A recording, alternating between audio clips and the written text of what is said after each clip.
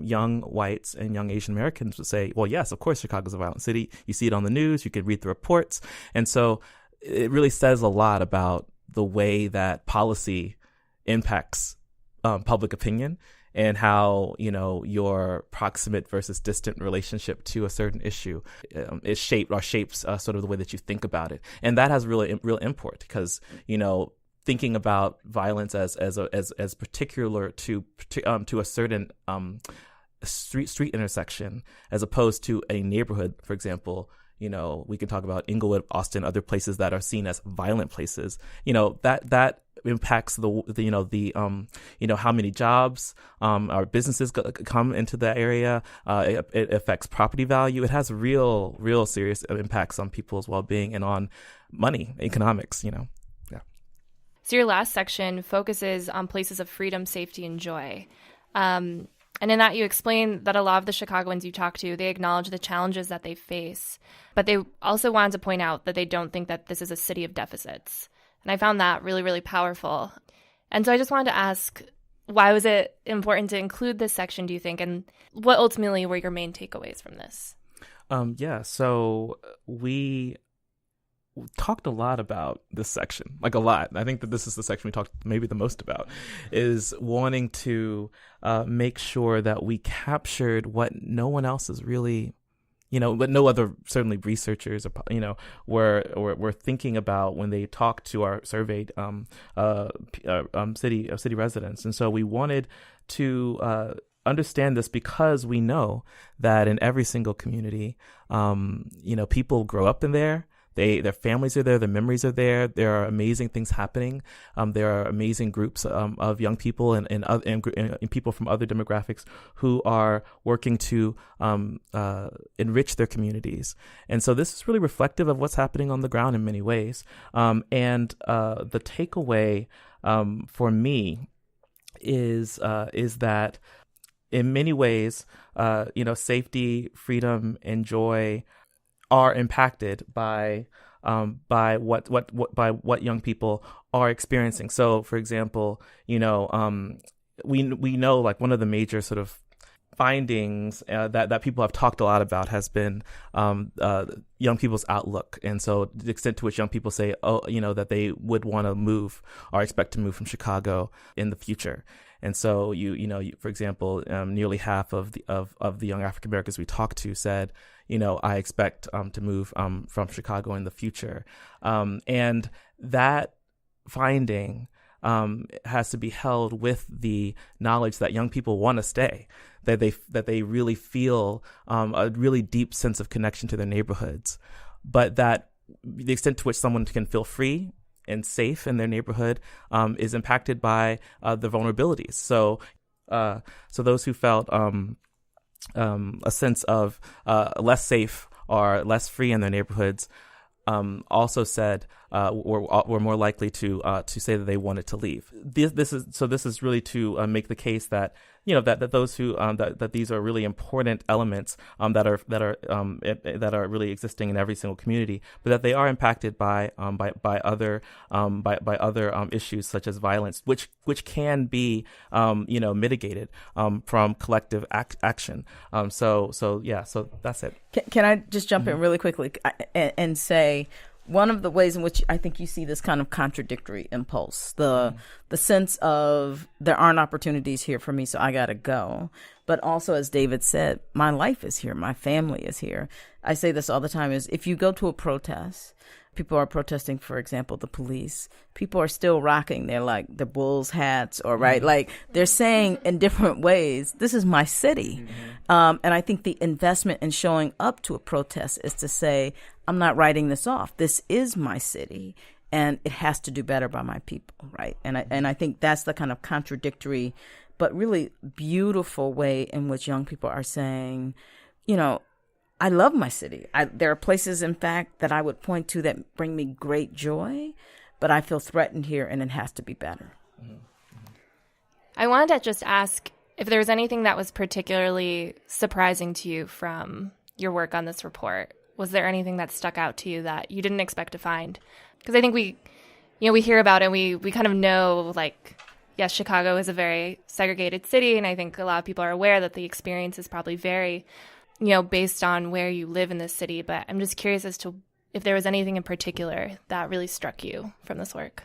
I guess I can start. So we had not, asked a particular question about gentrification or displacement. We asked about neighborhood change. How's your neighborhood changed? And one of the things that was amazingly surprising to me was the extent to which young people across all neighborhoods, all racial backgrounds, economic backgrounds, talked about gentrification and displacement. It was very, very prevalent, especially in Pilsen, which we expected, but to hear the kind of social analysis around it, and to hear young people talking about across different neighborhoods that some people wouldn't consider to be gentrifying neighborhoods was really, I think really sort of shocking to me in some ways, that there had been that there's so much discussion around this. And it really makes the point of, now people talk about sort of city level or citywide displacement and gentrification, which is really important for the city of Chicago, which, is one way of saying it, but then people can talk about push out, so for example, the city has lost, about a fourth of its African American population since 2000. And that's been a push out, of the city's Black people. And that really has real importance for, not just, the Black metropolis as we think about it, but also for the political, political, dynamics in the city, and how to what extent policies are supported or moved forward is shaped by those who are voting in the city. So that really matters a lot, and it's something that young people talk a lot about. This one young man brought up, and he's a young Black man, and he's from Inglewood, and he says, like, I would really hate to come to Chicago, be in Chicago, and not see any Black people anywhere. That he wants something better than that. And that was a very, very prevalent, very heavy sentiment among the young African Americans that we talked to. Yeah, I guess you're right in the sense of, is it surprising? Maybe it's not. But what I appreciated was kind of the nuance that young people helped us understand. And to this point, I'll say something about kind of what we call the racial economy. So, we asked a question about discrimination. Have you been discriminated against when you've tried to find a job? And what we found was it has everything to do with neighborhood, right? So African American young people would say there are fewer job opportunities in my neighborhood, so I have to go outside of my neighborhood. And when I go outside of my neighborhood, almost routinely, I experience racial discrimination. Latinx and Asian American young people basically said, I experience less racial discrimination because there, in fact, are jobs in my neighborhood. Now, those jobs are often about kind of the service economy, lots of restaurant work and things of that sort. So I can take a job in my neighborhood, but those jobs often don't have benefits. They don't have an opportunity for mobility or to rise through some type of corporate ladder. So there are all these kind of trade-offs that are happening in terms of employment opportunities and experiences with discrimination, or even the benefits that you receive based, again, on where you live, right? How much investment has there been? How much disinvestment? Are there any jobs? Are there some jobs? And if I want, quote unquote, a career, it usually means that for young people of color, they, again, are traveling out of their neighborhoods. So, Cathy, you've done a lot of research on millennials' political behavior. Yes. And you were recently on an episode of the University of Chicago Big Brains podcast talking at length about this. Oh, God, yeah. I'm just wondering... I've been doing a lot of podcasts. That's it, yes. You're on the circuit. On the circuit, yeah. Can you speak to the differing political attitudes and behaviors of young people in the millennial generation across the city of Chicago? And also, I'm interested in your thoughts on what are some misconceptions people in general have about millennials' political behavior? And do you see those misconceptions being confirmed, or do you see those preconceptions being confirmed or denied here in the city? Those are great questions. I'm going to lose track, so you'll right. You'll help me out. No, I'm hesitating because part of the work of doing Gen Forward is to push back against answering about millennials. It's like, well, which millennials are we talking about, right? I think one of the things I will say, and we all saw it, was there was an increase in millennial voting in 2018. So the myth that they are apolitical and don't care, I think, is just that. We know that also from 2008 when we saw a pretty significant increase in the number of young people who went to the polls, right? So given the right candidate, given the right issue, and maybe even given the right amount of anger, mixed with organizing. And I keep coming back to that because the way people get to the polls usually is that someone invites them to go vote. Someone says, are you registered? Someone calls and says, have you thought about voting? And so the kind of critical component of mobilization, I think sometimes drops out of our explanations when we think about the politics of millennials. The second thing I'll say really quickly is that I think what millennials are also doing for us is expanding what counts as politics. So, I hate the language of digital natives, but young people spend a lot of their time online, let's say, and it's not frivolous. People are sharing articles, they're writing commentary, they're making videos, right? They're engaging in acts that we call participatory politics, right? That there's an opportunity to be creative, and that you all constitute really a generation that has grown up participating. There's a scholar, Henry Jenkins, who talks about this, and he talks about the fact that you all are young, so I'm just saying you grew up kind of not watching TV, but participating with TV. You voted in American Idol to decide who would stay and who would go, right? And so there is a kind of new norm and expectation that you should be engaged. And I think that's what we see young people saying, do I like the political parties? No. So if you ask me, am I supporting a political party? I'm going to say no.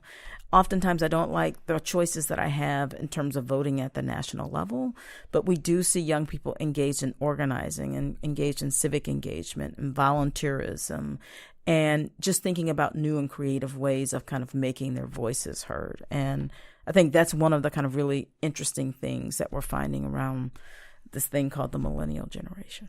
So something you just said there really caught my attention. You mentioned, given the right amount of anger, millennials could be inspired to engage at a higher level, and that anger can come from a lot of places. Sure can. And we've seen it come from a lot of places in past elections. Anger and fear are some of the greatest motivators to participate in democracy, unfortunately. What are the different sources of that anger that you see motivating young people to participate now? Right. Well, yeah. I mean, so your question was, what would motivate them to participate? You didn't say what would motivate them to participate in a way I like. Yeah. Right? I know that's not what you meant, but oftentimes that's what people mean. It's like, oh my God, some of them are going to do things that I don't agree with. I think part of the anger that we saw, for example, in 2016, I always try to remind people, was an anger about the loss of the kind of assumed superiority of whiteness.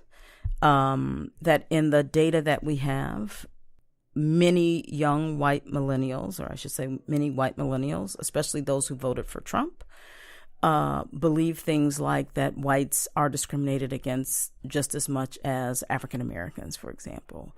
Or they believe that through no fault of their own, they're losing ground, economic ground, right?